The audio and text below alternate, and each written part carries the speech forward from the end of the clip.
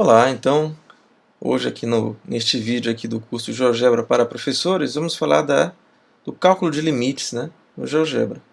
Então o GeoGebra também tem um comando para calcular o limite de uma função, né, quando x vai para um ponto, quando x vai para infinito, né. É o comando limite. Então a utilização é bem simples, aqui para adiantar, eu já coloquei três funções aqui, f, g, h, para a gente ver como é que a gente utiliza esse comando limite, né? A gente vai ver que é muito simples, ele dá o resultado que a gente espera, mas a gente tem que ter um pouco de cuidado ao usar, né? Porque a gente sabe que existem limites muito difíceis e mesmo nós aqui, matemáticos, às vezes podemos não saber resolver certos limites, né? Então o GeoGebra ele tenta, então às vezes ele pode dar um resultado indefinido, né? Mas a gente nesse caso não pode afirmar se o limite existe ou se ele apenas não conseguiu calcular. Então o GeoGebra tem essa limitação. Nos exemplos simples, aqueles exemplos que a gente, por exemplo, colocaria numa prova para alunos de cálculo, ele resolve. Agora os exemplos as situações mais complexas, ele pode ser que ele se atrapalhe. Tá, ok? Então vamos ver aqui.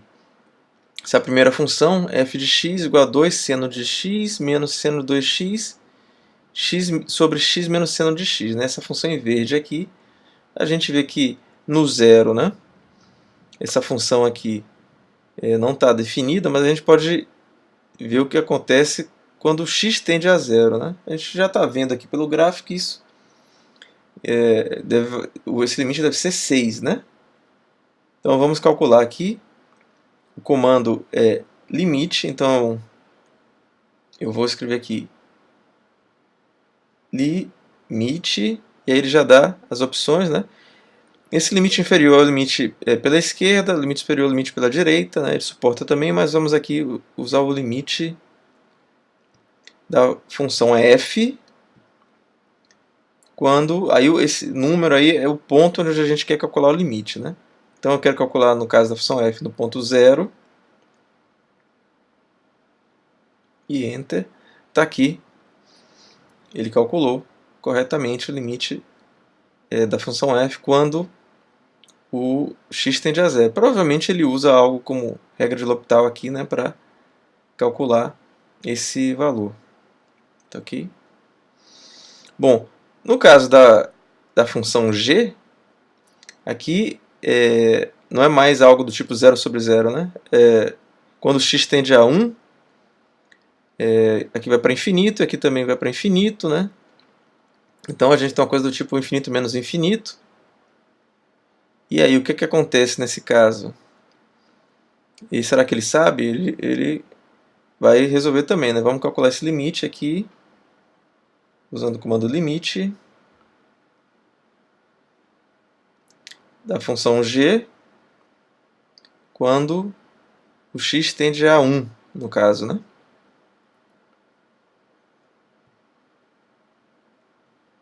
Zero vírgula cinco, que se você olhar aqui no gráfico da função g, que é essa de cá, né? Quando x tende a 1, 1 meio aqui. Tá, ok. Tá. Finalmente, no caso da função h, o que a gente quer entender aqui é o que acontece, né, com o valor de h quando x tende a infinito, né? Que esse caso aqui, aparentemente, ela tá, esse aqui é um assíntota, né?